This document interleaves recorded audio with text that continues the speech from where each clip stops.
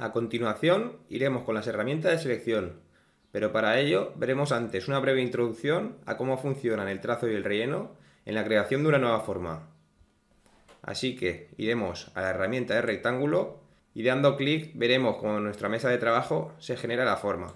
Automáticamente se le aplicará un trazo y un relleno, que el color de ambos correspondería a las casillas inferiores. Como vemos, el relleno sería este color blanco, que ahora lo podríamos cambiar, por ejemplo, por este azul, y el trazo sería este color negro, que ahora lo podríamos cambiar por este color, por ejemplo, rojizo.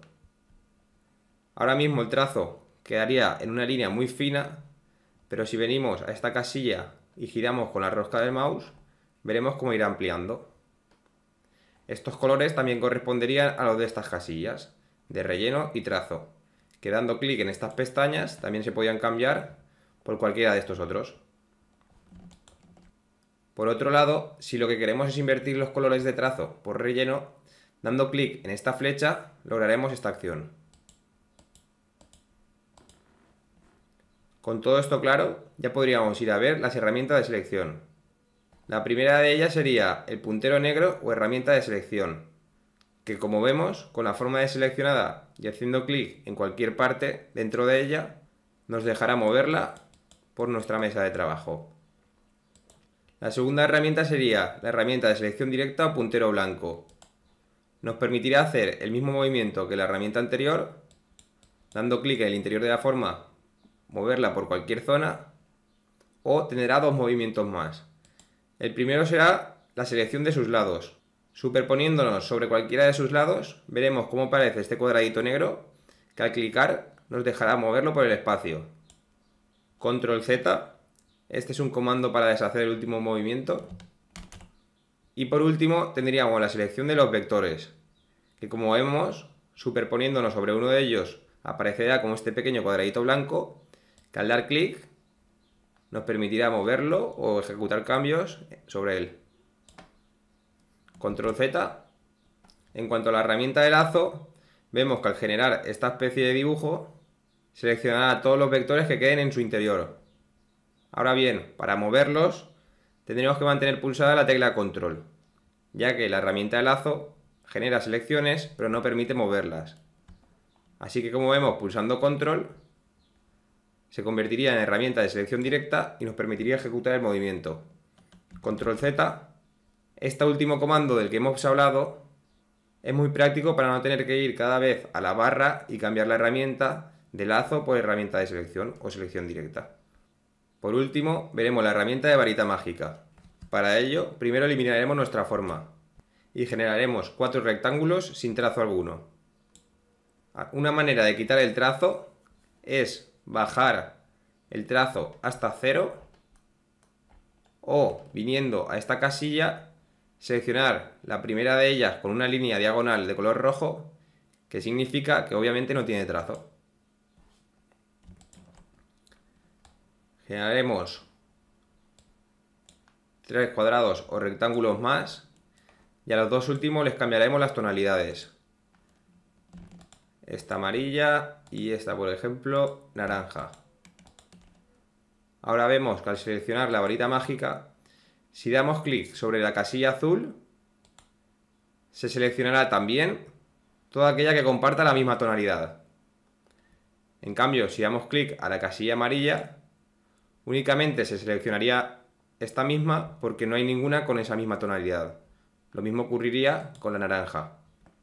Pero si vamos a la herramienta de selección de varita mágica y clicamos sobre ella, veremos que nos aparece una zona donde determinar nuestra tolerancia.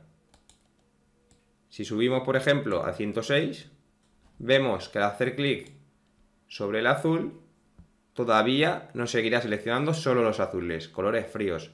En cambio, si damos clic sobre el naranja, nos seleccionaría también el amarillo, porque digamos que de alguna manera el nivel de tolerancia ha subido y ya no solo abarca esa tonalidad exacta de naranjas, sino que también selecciona los colores adyacentes o más cercanos dentro de la paleta de colores.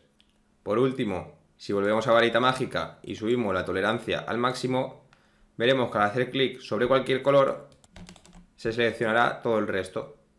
ya sea desde el amarillo, desde el azul o desde el naranja.